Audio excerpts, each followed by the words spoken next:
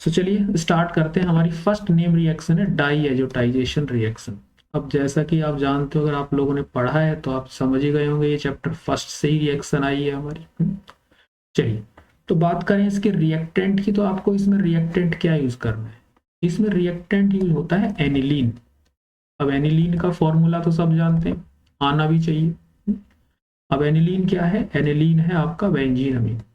Aniline उसका common name है और बेंजीन अमीन आप कहे तो उसका IUPAC नेम। ठीक है, ये रिएजेंट आपको यहाँ पर लेना है। रही बात अदर रिएजेंट्स क्या यूज करेंगे। अदर रिएजेंट्स मींस इस रिएक्शन को कैरी करने के लिए, इस रिएक्शन को करने के लिए आपको किस अदर सब्सटेंस की, अदर रिएजेंट की प्रेजेंस चाहिए, जिसको आप वो जो कि आप कैटलिस्ट भी हो सकता है, कोई प्रोमोटर भी हो सकता है ना, और कोई अलग टाइप का रिएजेंट भी हो सकता है जो रिएक्शन को करने में हेल्प करेगा। तो जो रिएजेंट आप यूज करेंगे, इसके अंदर रिएजेंट यूज किया जाता है नाइट्रस एसिड, यानी कि HNO2 विद HCl। बट इसके साथ एक प्रॉब्लम ये है कि HNO2 रूम टेम्परेचर पे स्टेबल नहीं, तो लेबोरेटरी में जनरली हमें मिलेगा नहीं रूम टेम्परेचर पे। तो हम क्या करते हैं, इसका एक सब्सटीट्यूएंट ऑल्टरनेट डालते हैं, जो कि होता है sodium nitrite NaNO2 with HCl। अब वो आपकी मर्जी है, आप चाहे तो ये लिख दें और चाहे तो ये ले लें, दोनों ही सही है। आप डिफरेंट बुक्स में देखेंगे, कहीं पर ये मिलेगा तो कहीं पर ये वाला। तो दोनों में से जो आपको ठीक लगे या जो टाइम पे याद आ जाए वो डाल सकते। ठीक है, तीसरा पॉइंट आता है कंडीशंस। अब कंडीशंस ये है कि ये रिएक्शन बहुत ही लो टेम्परेचर पे होती है। ठीक है, ये रिएक्शन अबाउट 0 डिग्री सेल्सियस पर होगी, यानी कि यूं कह सकते हो कि ये रिएक्शन एकदम आइस कोल्ड वाटर के अंदर होती है। ठीक है, बहुत ही लो टेम्परेचर रखना है, बिल्कुल ठंडा। मतलब जो रिएक्शन करते हैं तो आइस कोल्ड वाटर, वाटर के अंदर आइस क्यूब्स डाल करके तब ये रिएजेंट वहां पर डाले जाएंगे, इतना लो टेम्परेचर रखना होता है। एंड देन फाइनली प्रोडक्ट क्या बनने वाला है, इस रिएक्शन का प्रोडक्ट रहेगा आपका बेंजीन डायजोनियम क्लोराइड। ठीक है जी, प्रोडक्ट रहेगा बेंजीन डाइजेनियम क्लोराइड।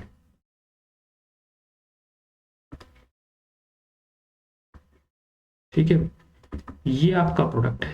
फॉर्मूला जानते ही हो ना, तो आपको लर्न तो करना ही पड़ेगा। जब तक फॉर्मूला नहीं आएगा तो लिखोगे क्या। ये है आपका बेंजीन डाइएजोनियम क्लोराइड। इस पर ये जो ग्रुप है, this is diazo group.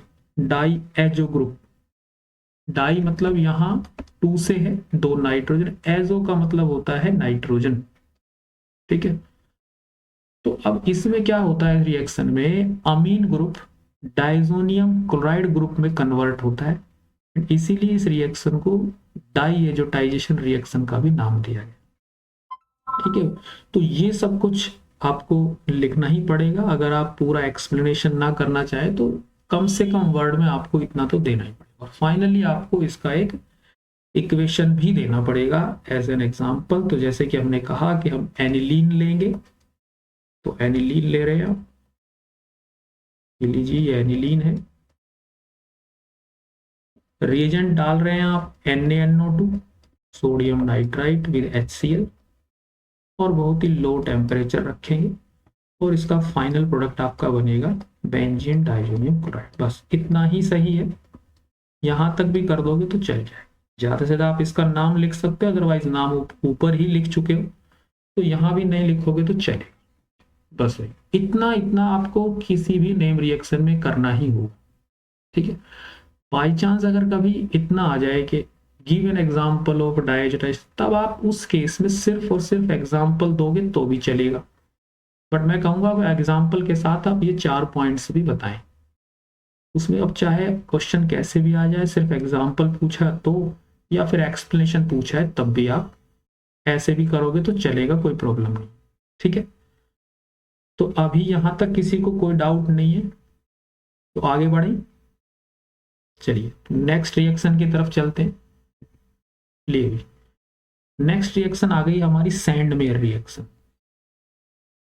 अब ये भी चैप्टर फर्स्ट की ही रिएक्शन है, ये सभी चैप्टर फर्स्ट से रिएक्शन आई है अभी तक, एक दो जो आएगी, मतलब चैप्टर वाइज ही मैंने यहाँ पर कलेक्ट की हुई है।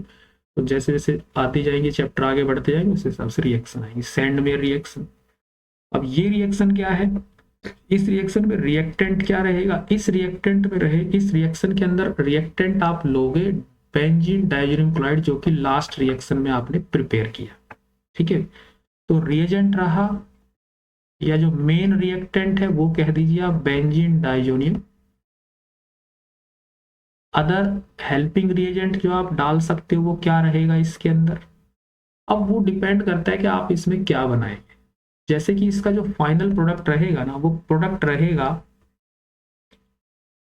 क्लोरोबेंजीन, या हो सकता है ब्रोमोबेंजीन,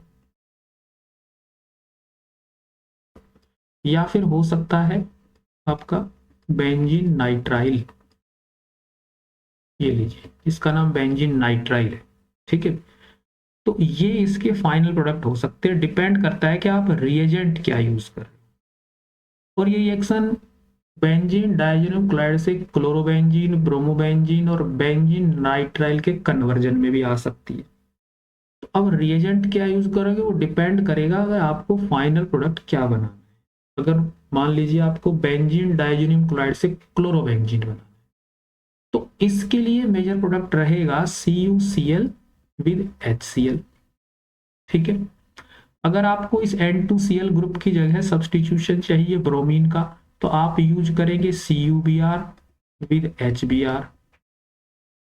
अगर आपको N2Cl बेंजीन डाइज़ोनियम क्लोराइड ग्रुप को सब्स्टिट्यूट करना है साइनाइड से, तो आपका रिएजेंट रहेगा CuCN एंड HCN।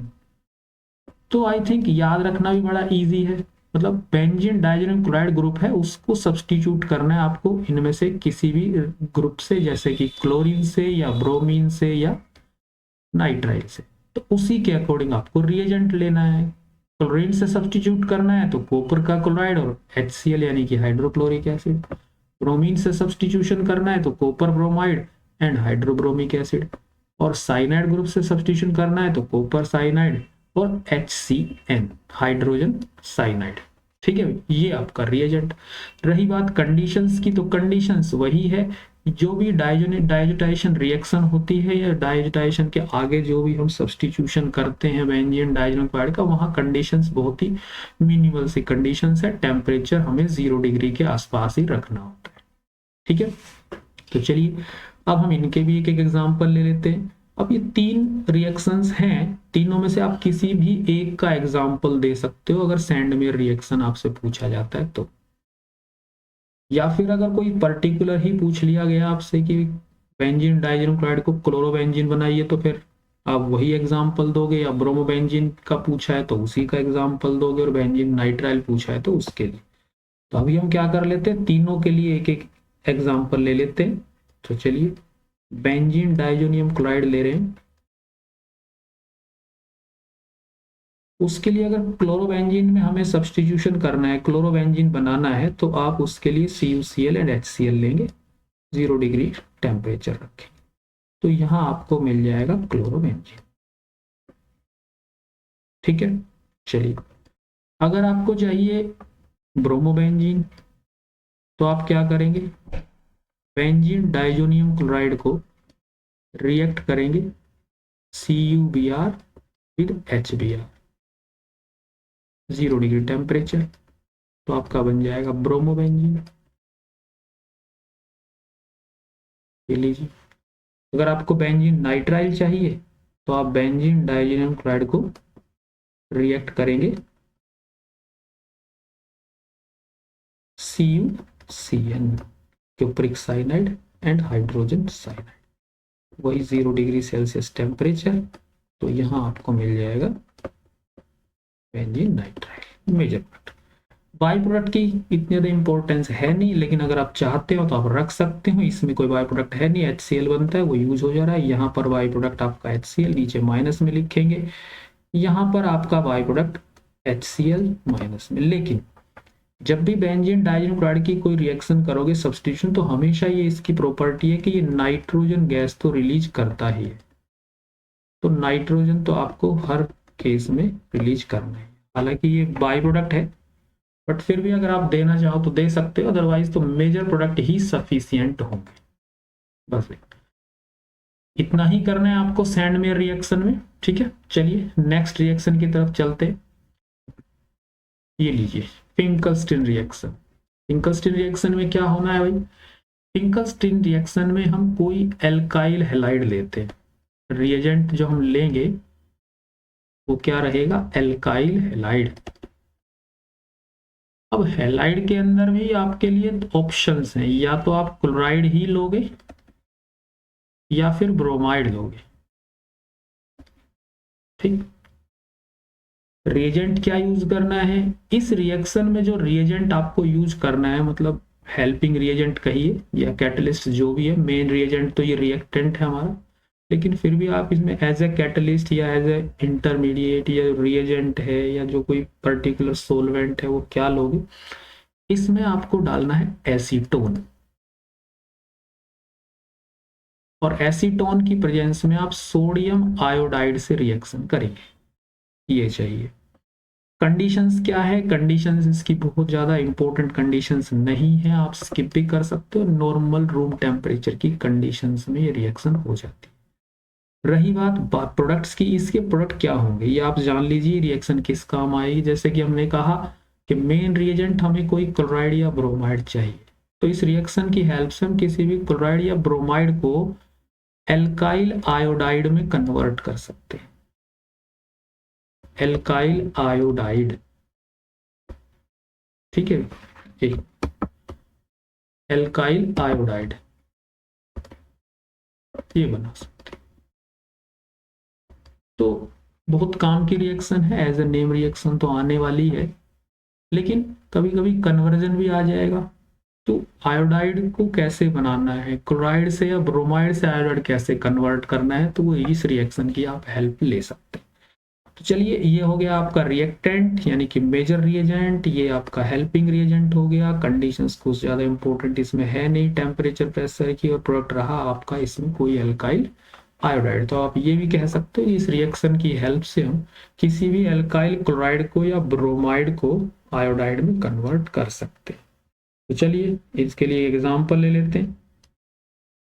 लीजिए आपने कोई एल्काइल क्लोराइड लिया है, सोडियम आयोडाइड से रिएक्शन करेंगे आप एसीटोन की प्रेजेंस में। अब ये एसीटोन क्या है, ये एसीटोन आई थिंक सभी जानते हैं, जिसको नहीं पता है वो जान जाए। एसीटोन का फॉर्मूला है CH3COCH3, और ये कीटोन है, इसका नाम है propane non, propanone, sorry not propane, propanone, ये कीटोन। तो इसकी प्रेजेंस है, इसका क्या रोल है वो भी अभी हम डिस्कस करेंगे, इसका भी एक बड़ा इंपॉर्टेंट रोल है यहाँ पर। लेकिन इसमें होगा क्या, इसमें हेलोजन का इंटरचेंज हो जाएगा, ये जो क्लोराइड है आपका आयोडाइड से रिप्लेस हो जाएगा। ठीक है, तो इसलिए इसको हेलोजन एक्सचेंज मेथड के अंडर में भी इस रिएक्शन को रखा जाता है। तो आप क्या करेंगे, किसी भी क्लोराइड को आयोडाइड में कन्वर्ट करेंगे। ये लीजिए यहाँ क्लोराइड आ गया। ठीक है, तो इस तरह से एल्काइल क्लोराइड को आपने आयोडाइड में कन्वर्ट कर दिया। रही बात एसीटोन की, जैसा कि हमने कहा था कि इसका भी एक बड़ा इंपॉर्टेंट रोल है, वो हम देखेंगे। रोल क्या है कि यहाँ पर जो NaCl बाई प्रोडक्ट प्रोड्यूस होता है, अगर ये रिएक्शन में मिक्स्ड रहेगा, इसकी प्रेजेंस रहेगी, तो ये रिएक्शन को रिवर्स करेगा। अब इसको यहां से निकालना भी है, फिर अगर ये रिवर्स करेगा तो इसको निकालना जरूरी है, लेकिन निकालेंगे कैसे, तो उसका एक तरीका ये है कि हमने सोलवेंट ले लिया है एसीटोन। अब इसका फायदा ये है कि जो NaCl बनेगा वो एसीटोन में डिजोल्व नहीं होता है, वो बन तो जाएगा बट डिजोल्व नहीं होगा, यानी कि उसके PPT बन जाएंगे, यानी कि वो सोलिडिफाई हो जाएगा। तो ये इसका एक इम्पोर्टेंट रोल है एसीटोन का, कि जो बनने वाला प्रोडक्ट है सोडियम क्लोराइड, ये उसके प्रेसिपिटेशन में हेल्प करता है। अगर वो प्रेसिपिटेशन नहीं होगा तो ये रिएक्शन को रिवर्स में लेकर जाएगा। ठीक है, तो इसलिए हम यहाँ पर जो आपका एसीटोन है वो एज ए सोलवेंट यूज करते हैं। तो सिमिलरली आप एक एग्जांपल चाहे तो ब्रोमाइड का भी ले सकते हो, ले लीजिए। सोडियम आयोडाइड एसीटोन की प्रेजेंस रखेंगे और आप ब्रोमाइड को आयोडाइड में कन्वर्ट कर, यहाँ सोडियम ब्रोमाइड आपका बाई प्रोडक्ट रहेगा, ये मेजर प्रोडक्ट। ठीक है, तो ये है आपकी फिंकलस्टीन रिएक्शन, एक बहुत ही इंपॉर्टेंट रिएक्शन है, फर्स्ट चैप्टर में बार बार एग्जाम में पूछी जाती है। ठीक है, चलिए चलते हैं नेक्स्ट रिएक्शन की तरफ। ये लीजिए आ गई है स्वार्ट्स रिएक्शन, ये भी उस फिंकलस्टीन रिएक्शन का ही एक, उसके जैसा ही कहिए कि आप एक रिएक्शन है, उसी की तरह ये भी एक बड़ा इंपॉर्टेंट रोल प्ले करता है कन्वर्जन में, जहां उसको हम हैलोजन एक्सचेंज मेथड में काउंट कर रहे थे, तो ये रिएक्शन भी हैलोजन एक्सचेंज मेथड में ही यूज होती है। हैलोजन एक्सचेंज मतलब एक हैलोजन को किसी अनदर हैलोजन से हम सब्सटीट्यूट करते हैं, जैसा कि हमने देखा फिंकलस्टीन रिएक्शन में क्लोराइड या ब्रोमाइड को हम आयोडाइड में कन्वर्ट करते थे, तो इस रिएक्शन की हेल्प से हम क्लोराइड या ब्रोमाइड को फ्लोराइड में कन्वर्ट करेंगे। इस रिएक्शन का एक और भी इंपॉर्टेंट रोल है कि अगर आपने method of preparation of haloalkanes पढ़े होंगे तो आपको पता होगा कि फ्लोराइड बनाने का कोई डायरेक्ट मेथड हमारे पास नहीं है। तो फ्लोराइड बनाने के लिए हम किसी भी रिएजेंट को, जैसे अल्कोहल है ना, अल्कोहल से बनाते थे, या एल्केन है, उनको पहले क्लोराइड या ब्रोमाइड में कन्वर्ट करते हैं और फिर इस रिएक्शन की हेल्प से उस क्लोरीन या ब्रोमीन एटम को हम फ्लोरीन से रिप्लेस करेंगे। इसीलिए इसको हैलोजन एक्सचेंज के अंडर में भी रखा गया और फ्लोराइड बनाने का एक one of the important method है। तो चलिए, अब रही बात इसमें रिएक्टेंट क्या लेंगे, तो वही है, कोई एल्काइल क्लोराइड लेंगे आप, एल्काइल क्लोराइड। अब वो ब्रोमाइड भी हो सकता है या आयोडाइड भी हो सकता है, ठीक है, सॉरी क्लोराइड भी हो सकता है, आयोडाइड यहां नहीं रहेगी। ठीक है, इन दोनों में से चाहे जो ले। रिएजेंट जो एज अ कैटलिस्ट या जो हेल्पिंग रिएजेंट हम यहाँ पर लेकर चलेंगे वो होगा कोई फ्लोरिनेटिंग एजेंट जो हमें फ्लोरीन एटम प्रोवाइड करेगा। वो जनरली क्या हो सकता है, जैसे कि AgF, या फिर हो सकता है Hg2F2, या फिर SbF3 भी ले सकते। बट आप कोशिश करें कि इन दोनों में से ही कोई यूज कर लें, AgF या Hg2F2, ज्यादा सिंपल रहेगा, आप AgF ही यूज करें, नो। रही बात कंडीशंस की, तो वो कोई बहुत इंपॉर्टेंट कंडीशन नहीं है, नॉर्मल टेम्परेचर प्रेशर की हम यहाँ पर कंडीशंस रखेंगे, हो जाएगा। बात प्रोडक्ट की आती है, तो प्रोडक्ट में जैसा कि आपने अभी देखा है कि क्लोराइड ब्रोमाइड ले रहे हैं और हैलोजन एक्सचेंज करने वाले हैं फ्लोरीन से, तो इसमें कोई भी एल्काइल फ्लोराइड आपका मेजर प्रोडक्ट रहेगा, एल्काइल फ्लोराइड। ठीक है, चलिए अब इसका एक एग्जांपल देख लेते हैं। से मान लीजिए आपके पास कोई एल्काइल क्लोराइड है और आपको उस क्लोरीन क्लोराइड से फ्लोराइड बनाना है, तो आप इसमें सिल्वर फ्लोराइड का यूज करेंगे, हैलोजन एक्सचेंज होगा, क्लोराइड रिप्लेस होगा फ्लोराइड से, AgCl आपका बाय प्रोडक्ट है। ठीक है, सिमिलरली आपके पास कोई ब्रोमाइड है, ये लीजिए ब्रोमाइड है, आप AgF यूज करें, सिल्वर फ्लोराइड, तो यहाँ ब्रोमीन भी फ्लोराइड से रिप्लेस हो जाएगा और बाई प्रोडक्ट रहेगा आपका AgBr। ठीक है, इस तरह से आप इस AgF की जगह अगर चाहे तो मैंने आपको सब्सटीट्यूशन बता दिया है, तो Hg2F2 मर्क्यूरी फ्लोराइड या SbF3 भी यूज कर सकते हैं, बट बेटर है कि हम सिंपल सा ही यूज करें। अगर बड़ा यूज करोगे और कहीं बैलेंसिंग करनी पड़ जाए तो फिर बैलेंसिंग में प्रॉब्लम आएगी, तो ये सिंपल मेथड। ठीक है, तो ये आपकी स्वार्ट्स रिएक्शन है, बहुत ही इंपॉर्टेंट है, हैलोजन एक्सचेंज का ही एक टाइप है और ये बड़ा इंपॉर्टेंट रोल प्ले करती है कोई एल्काइल फ्लोराइड बनाने। चलिए चलते हैं नेक्स्ट रिएक्शन की तरफ, और रिएक्शन है आपकी वुर्च रिएक्शन। आप सभी जानते हैं 11th क्लास में हम इस रिएक्शन को यूज कर लेते हैं, बहुत ही इंपॉर्टेंट रिएक्शन है और कन्वर्जन में बड़ा काम आती है। कब, जब हमें कहीं इस तरह का कन्वर्जन मिल जाए कि हमें जो रिएक्टेंट गिवन है उसके comparative exactly double number of carbon हमें प्रोडक्ट में बनाने हो, तब हम इस रिएक्शन का यूज कर सकते हैं। लेकिन इस रिएक्शन की कुछ अपनी लिमिटेशंस भी हैं, उनको भी हम ख्याल रखेंगे, उस हिसाब से हम इसको यूज करेंगे। तो चलिए बात करते हैं इस रिएक्शन की। इसमें रिएक्टेंट क्या रहेगा? इसमें आप रिएक्टेंट कोई भी एल्काइल हैलाइड यूज करेंगे, कोई भी एल्काइल हैलाइड, मतलब क्लोराइड भी ले सकते हैं, ब्रोमाइड भी ले सकते हैं, आयोडाइड भी ले सकते हैं और फ्लोराइड भी ले सकते हैं। जनरली हम क्लोराइड, ब्रोमाइड और आयोडाइड के लिए ही इसको यूज करेंगे, ठीक है। रही बात इसमें रिएजेंट, तो रिएजेंट इसमें एक सोलवेंट आप यूज करेंगे, क्योंकि यहाँ मॉइस्चर को प्रिवेंट करना है तो हम यहाँ सोलवेंट लेकर चलेंगे ईथर, और ईथर भी एनहाइड्रस, मतलब उसमें मॉइस्चर नहीं होना चाहिए, तो हम यूज करेंगे ड्राई ईथर। कोई भी ड्राई ईथर हम यूज करें, मतलब ड्राई मतलब कि मॉइस्चर ना हो उसके अंदर, ठीक है।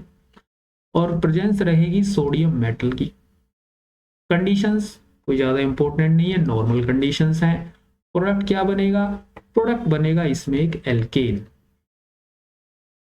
कोई भी एल्केन होगा, लेकिन एल्केन में जो नंबर ऑफ कार्बन एटम होंगे वो होंगे exactly double as that of the given alkyl halide, ठीक है।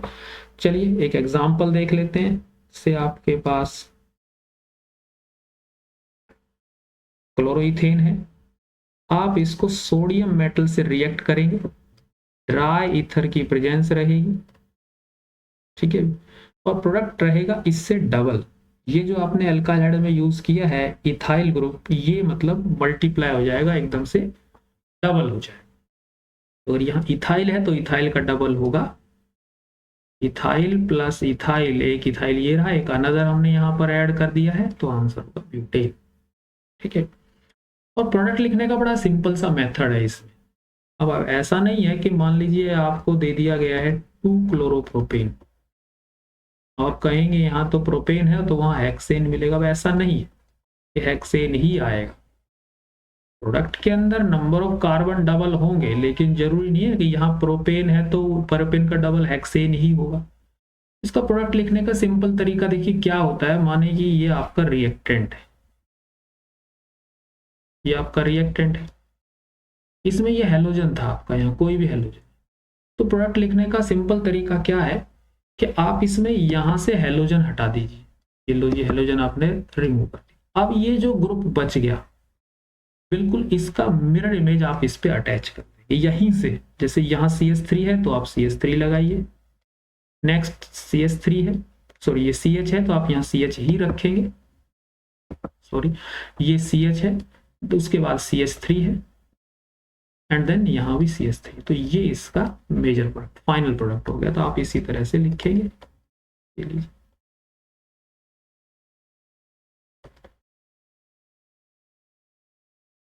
ये अब ये एक एल्केन है, आप काउंट कर सकते हैं, यहाँ 3 कार्बन है तो इसमें टोटल 6 कार्बन है, ठीक है।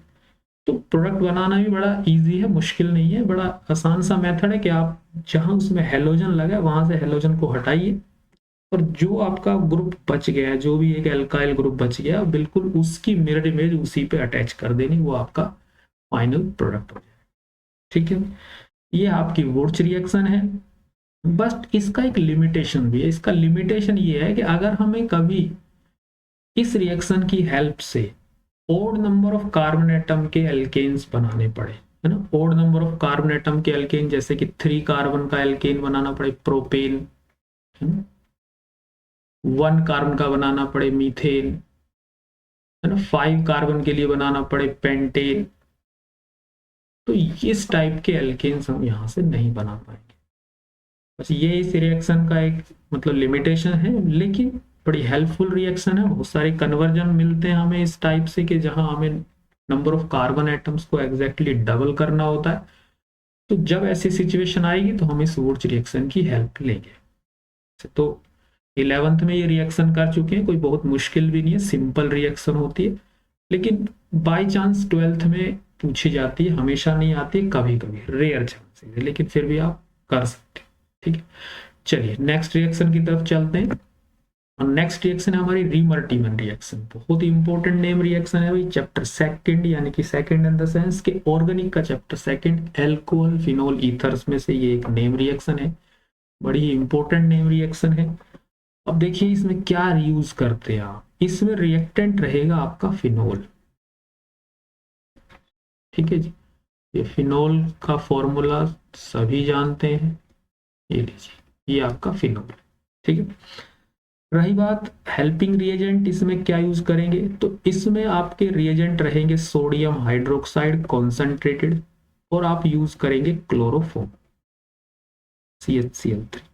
ठीक है, कंडीशंस कुछ ज्यादा नहीं है, जो NaOH है वो आपका एक्वस मीडियम में यूज होगा, नॉर्मल टेम्परेचर प्रेशर की कंडीशंस है, कोई बहुत ज्यादा एडवर्ड कंडीशंस यहाँ पर नहीं है।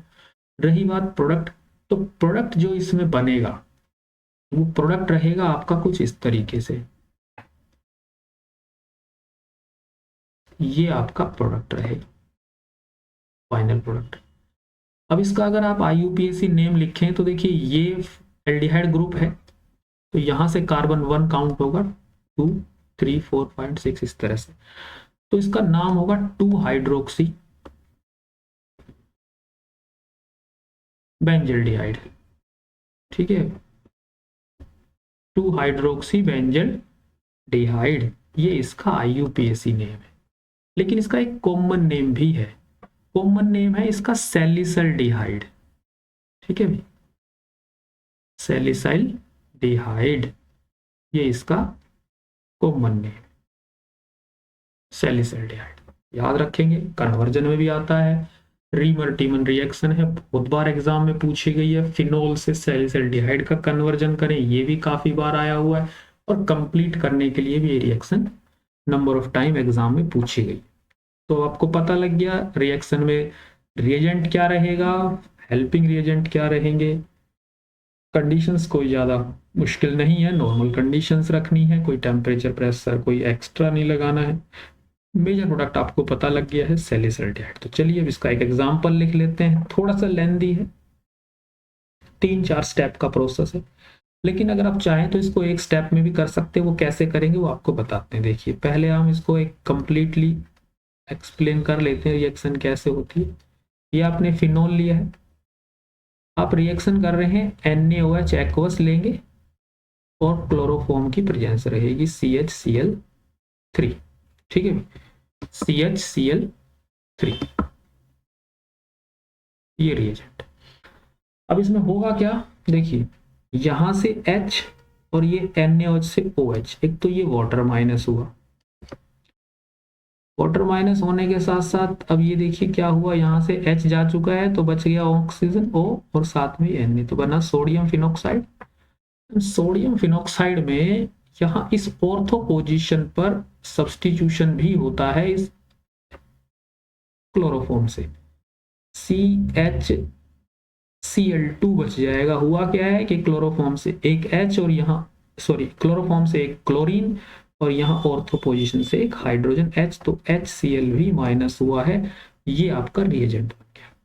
ठीक है, अब क्या हो रहा है, क्योंकि NaOH हमने यहाँ पर ऐड किया हुआ है तो वही NaOH फिर से यूज हो रहा है यहाँ पर। अब उसका क्या काम होगा यहाँ पर, अब देख रहे हो ये एक एल्काइल हैलाइड है, एक तरह का एल्काइल हैलाइड, मतलब देखिए आप कार्बन चेन पर हेलोजन ग्रुप का सब्स्टिट्यूशन है, तो ये एक टाइप का एल्काइल हैलाइड है।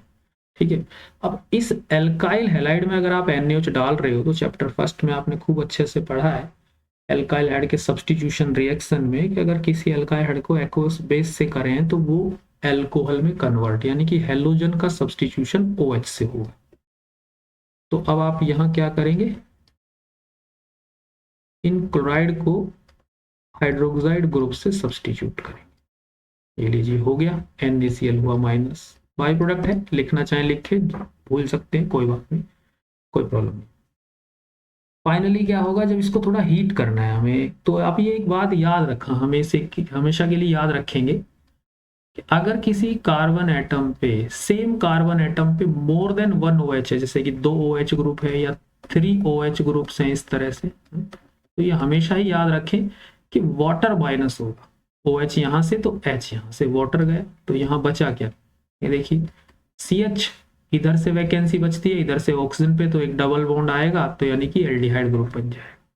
मान लो 3 OH है तो आप यहाँ से वाटर माइनस करेंगे तो क्या होगा, एक तरफ आपका OH है और इधर यहाँ ऑक्सीजन पे वैकेंसी बचेगी, इधर से कार्बन पे वैकेंसी बचेगी, डबल यानी कि कार्बोक्सिलिक ग्रुप आ जाए इस तरह से। तो आपके सामने वही है, एक ही कार्बन पे 2 OH ग्रुप रखे हुए, हीट करेंगे तो यहाँ से वाटर माइनस हो, और ये वाटर माइनस होने के बाद जो आपका ग्रुप है ये एक एल्डिहाइड ग्रुप में कन्वर्ट हो जाएगा।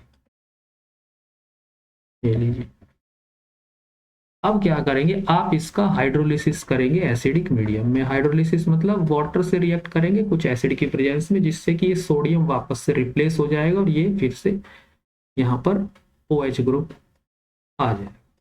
ये लीजिए फिनोलिक ग्रुप, और ये आपका एल्डिहाइड, ये आपका बन गया सैलिसल्डिहाइड यानी कि 2 हाइड्रोक्सी बेंजल्डिहाइड। ठीक है, तो इस तरह से ये पूरा प्रोसेस है, कम से कम 4 स्टेप है आपके सामने। लेकिन अगर आप चाहें तो आप इसको कम स्टेप में भी कर सकते हैं। किसी को अगर इतना याद रखना मुश्किल है और आपने ये सब रिएजेंट बता दिए, ये आप सब यूज कर रहे हैं, तो आप इसको ऐसे भी कर सकते हैं कि आप क्या कर रहे हैं, फिनोल ले रहे हैं और बस कंडीशंस आपको याद रखनी है कि पहले हम क्या करते हैं, NaOH एक्वस और क्लोरोफॉर्म से रिएक्ट करते हैं और फिर फाइनली हम इसका एसिडिक मीडियम में हाइड्रोलिसिस करते हैं। ये सब करने के बाद आप इसका फाइनल प्रोडक्ट लिख सकते हैं।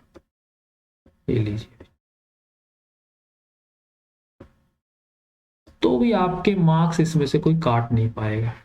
अब आपकी मर्जी, अगर आप सारे स्टेप कर सकते हो तो वेल एंड गुड, लेकिन नहीं कर सकते मुश्किल है, किसी को लगता है कि मुझे इतना याद नहीं रहेगा, तो आप ये इस तरह से एक स्टेप का प्रोसेस भी कर सकते हैं। लेकिन उसके लिए आपको पता होना चाहिए कि रिएजेंट क्या डाल रहे हो, कब, किस कंडीशन। तो आप दोनों रिएजेंट 0.1 0.2 बना के डाल देंगे और फाइनल प्रोडक्ट लिख देंगे। ठीक है, तो ये है आपकी रीमर डीमर रिएक्शन, एक बहुत ही इंपॉर्टेंट रिएक्शन है, बहुत बार एग्जाम में पूछी गई है। तो इस तरह से आप इसका कर सकते हैं। आप देख भी सकते हैं कि इसमें कन्वर्जन क्या हुआ, फिनोल से इसमें सैलिसल्डिहाइड बना सकते हैं। ठीक है, चलिए चलते हैं नेक्स्ट रिएक्शन की तरफ। लीजिए कोलवेज रिएक्शन, इसी के आगे है, इसी के टाइप का एक प्रोडक्ट बनता है, बिल्कुल सेम तो नहीं है लेकिन कुछ कुछ उसी के जैसा है। अब इस रिएक्शन में क्या, इसमें भी आपका रिएक्टेंट तो फिनोल ही रहेगा। ये लीजिए, फिनोल है आपका रिएक्टेंट। ठीक है, चलिए अदर रिएजेंट इसमें रहेगी कार्बन डाइऑक्साइड गैस की प्रेजेंस और वही NaOH का प्रेजेंस। ठीक है, कंडीशंस क्या रहेंगी, कंडीशन 6 to 8 एटमॉस्फेरिक प्रेशर रखेंगे और अबाउट 200 to 300 एटमॉस्फेयर ये केल्विन में आप टेम्परेचर भी रख सकते हैं। ठीक है, और रही बात प्रोडक्ट की, तो प्रोडक्ट इसमें बनेगा आपका सैलिसिलिक एसिड। ये लीजिए, ये आपका सैलिसिलिक एसिड है। पहले हमने जो किया था इससे लास्ट रिएक्शन में वो सैलिसल्डिहाइड था, ये सैलिसिलिक एसिड है। ठीक है, IUPAC नाम लिखना चाहें तो आप लिख सकते हो, वही 2 हाइड्रोक्सी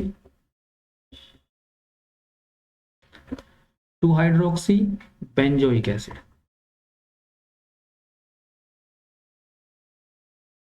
2 हाइड्रोक्सी बेंजोइक एसिड इसका IUPAC नेम। कॉमन नेम मैंने आपको बता ही दिया है, सैलिसिलिक एसिड।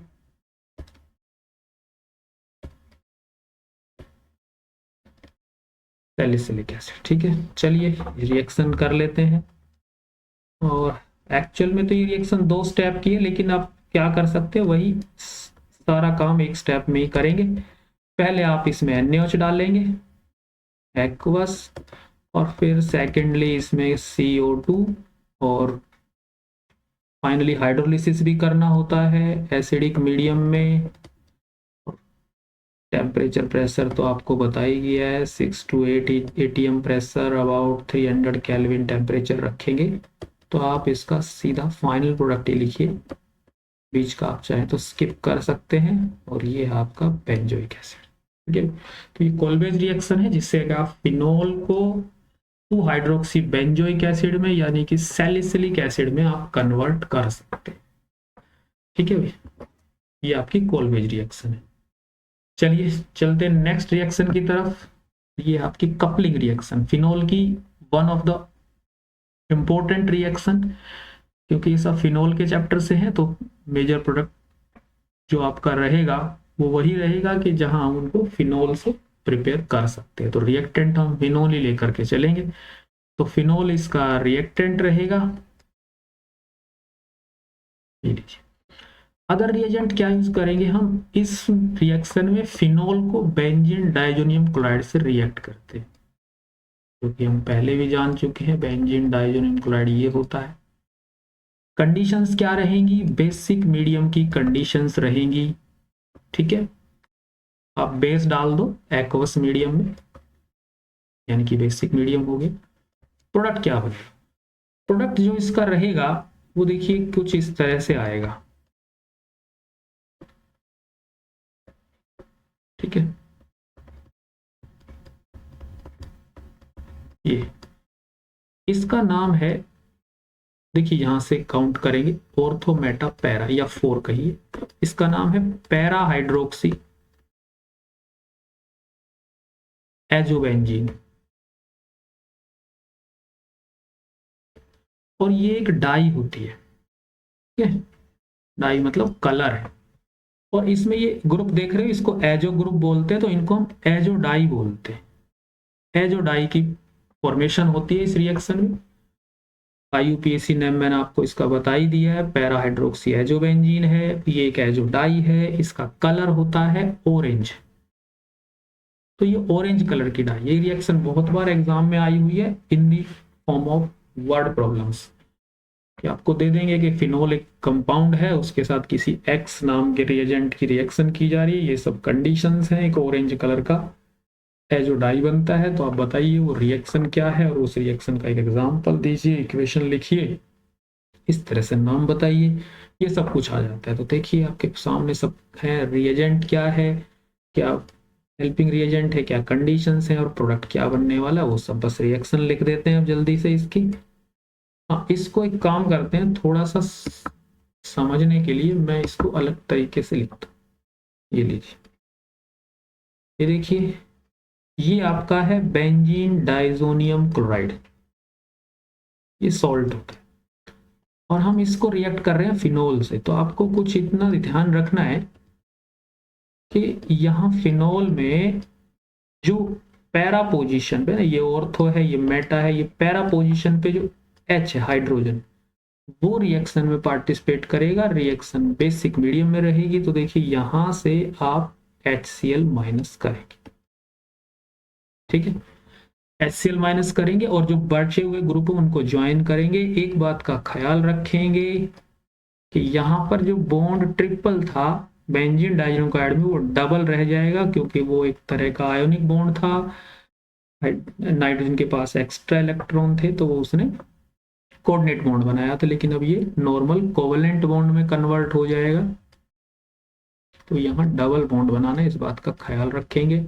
ये आपका बन गया मेजर प्रोडक्ट, जिसका नाम है पैरा हाइड्रोक्सी एजोबेंजीन, जो एक एजो डाई है, ऑरेंज जिसका कलर है। ठीक है, तो ये रिएक्शन है, बड़ी इंपॉर्टेंट रिएक्शन है, बहुत बार एग्जाम में आती है, कभी कन्वर्जन की फॉर्म में आती है, कभी वर्ड प्रॉब्लम की फॉर्म में आती है, और कभी कभी in the terms of test यानी कि डिस्टिंक्शन में भी आ जाती है। याद रखें, फिनोल का एक बड़ा ही इंपॉर्टेंट सा भी टेस्ट है ये। अगर फिनोल को आपको डिस्टिंक्ट करना है, डिस्टिंक्ट इन द सेंस कि ऑर्गेनिक में क्वेश्चन आते हैं टेस्ट, जैसे आपको कोई कहे मीथेनॉल और फिनोल में टेस्ट बताइए, वो टेस्ट वर्ड कभी यूज करते हैं, डिस्टिंक्शन यूज करते हैं, गिव अ डिस्टिंक्शन और name a test to distinguish between phenol and methanol. तो आप फिनोल का एक बड़ा इंपॉर्टेंट सा टेस्ट है, आप इसको यूज कर सकते हो। जब हम इस रिएक्शन को एज ए टेस्ट यूज करते हैं, तब हम इसको एजोडाई टेस्ट के नाम से भी जानते हैं, एजोडाई टेस्ट।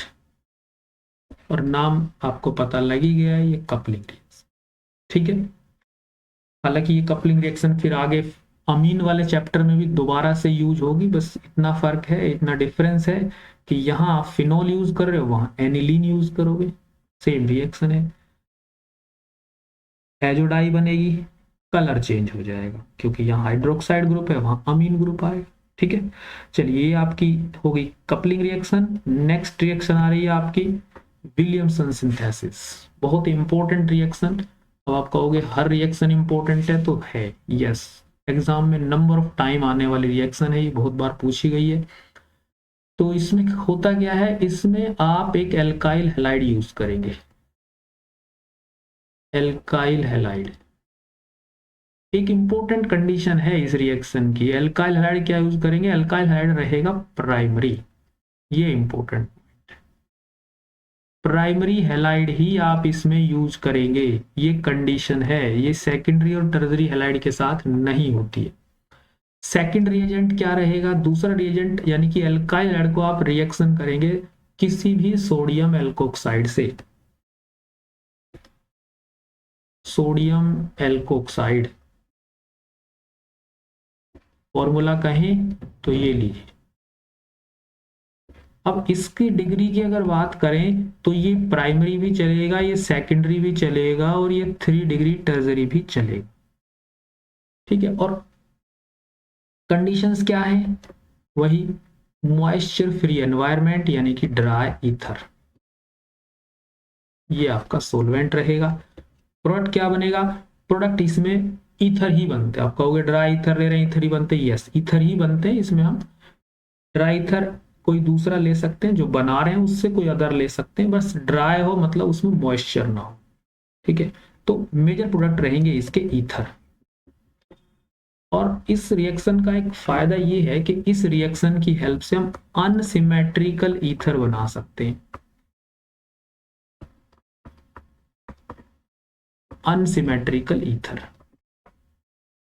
अनसिमेट्रिकल मतलब देखिए ईथर का जनरल फॉर्मूला ये होता है ROR-। तो ये ऑक्सीजन जो है ये आपका ईथर ग्रुप हुआ।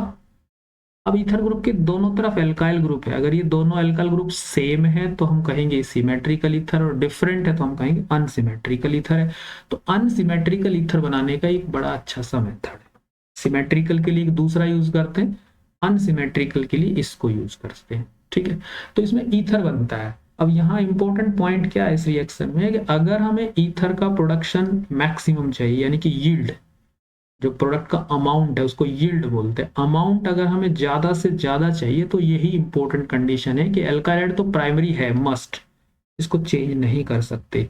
लेकिन सोडियम एल्कोक्साइड जैसे कि मैंने बताया प्राइमरी सेकेंडरी टर्जरी कैसा भी चलेगा, तो मैक्सिमम यील्ड ऑफ ईथर के लिए टर्जरी बेस्ट रहे। तो इस तरह से ही हम कंडीशंस रख रहे हैं, तो फिर रिएजेंट भी उसी तरीके से लेने होंगे। मान लीजिए कोई आपने एल्काइल हैलाइड लिया है, ये प्राइमरी है और ये प्राइमरी ही चाहिए, प्राइमरी के बिना ईथर नहीं बनेंगे। सोडियम एल्कोक्साइड आप टर्जरी ले लेंगे, ये लीजिए, इस तरह से हम कोई टर्जरी सोडियम एल्कोक्साइड यूज करेंगे। प्रेजेंस ड्राई ईथर यानी कि एक ऐसा सोलवेंट जिसमें दोनों डिजोल्व भी हों और मॉइस्चर भी ना हो, इसलिए ड्राई ईथर होगा क्या, NaCl यानी कि सोडियम क्लोराइड यहाँ से माइनस होगा, यानी कि बाई प्रोडक्ट गया, और बचे हुए दोनों ग्रुप आपके ज्वाइन हो जाए। इधर से आपका आ रहा है इथाइल ग्रुप और इधर से आपका ये टर्जरी ब्यूटाइल ग्रुप, तो ये बन गया आपका ईथर, अनसिमेट्रिकल ईथर, ठीक है। ये बहुत इंपॉर्टेंट कंडीशन है, ये इंपॉर्टेंट इसलिए बोल रहा हूँ कि रिएक्शन बहुत बार एग्जाम में आती है और जनरली इस तरीके से आती है, थोड़ा सा कंफ्यूज करने के लिए आती है रिएक्शन इस तरीके से, ऐसे पूछेंगे। अब वो क्या है आप देख पा रहे होंगे इस तरह से कि सोडियम एल्कोक्साइड प्राइमरी चाहिए होता है, लेकिन यहाँ तो टर्जरी दिया है, एल्काइल हैलाइड सॉरी, और सोडियम एल्कोक्साइड टर्जरी की जरूरत है यहाँ प्राइमरी, यानी कि कंडीशंस को रिवर्स करते हैं, जो प्राइमरी चाहिए था वो टर्जरी ले लिया, जो टर्जरी चाहिए था वो प्राइमरी। अब आप सोचेंगे कि बेटर यील्ड के लिए तो यही था कि एल्काइड प्राइमरी हो, सोडियम एल्कोक्साइड टर्जरी हो।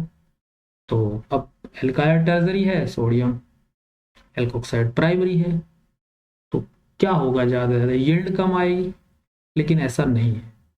यहाँ यील्ड ही कम नहीं होगी, यहाँ प्रोडक्ट ही नहीं बनेगा ईथर, बहुत ही माइनर बनेगा, यहाँ मेजर प्रोडक्ट कुछ और ही होगी। यहाँ पर जो मेजर प्रोडक्ट होगा वो होगा आपका एक एल्कीन और एल्कोहल। तो उसमें एक्चुअली सब्स्टिट्यूशन की बजाय यहाँ पर एलिमिनेशन रिएक्शन हो जाती है। वो कैसे होती है चलिए वो भी देख लेते हैं। हालांकि ये विलियमसन सिंथेसिस रिएक्शन नहीं है, लेकिन इसके साथ एग्जाम में पूछे जाने वाला एक क्वेश्चन है, तो मैं आपको एक्सप्लेन कर दे रहा हूँ। यहाँ से NaCl माइनस होगा, और ये जो एक CH3 देख रहे हो, चलिए CH3 को हम ऐसे लिख लेते हैं CH2H। तो ये जो एल्कोक्साइड ग्रुप बचा है ये यहाँ से H को रिलीज करेगा और एल्कोहल बनाएगा। तो इस तरीके से ये आपके मेजर प्रोडक्ट हो जाएंगे। यहाँ CH3, और ये देखिए इस क्लोरीन यहाँ से गया तो एक कार्बन पे वैकेंसी बची है, CH2 पे से यहाँ CH3 से H चला गया तो CH2, तो ये भी यहाँ भी एक वैकेंसी, यानी कि ये एल्कीन बन जाए। इधर से CH3 CH2O और यहाँ से H आने वाला है, तो इस तरीके से आप CH3 CH2H एल्कोहल। तो ये रहेगा इसका मेजर प्रोडक्ट। बहुत बार एग्जाम में आती है और जनरली यही आती है और कंप्लीट करने के लिए आती है।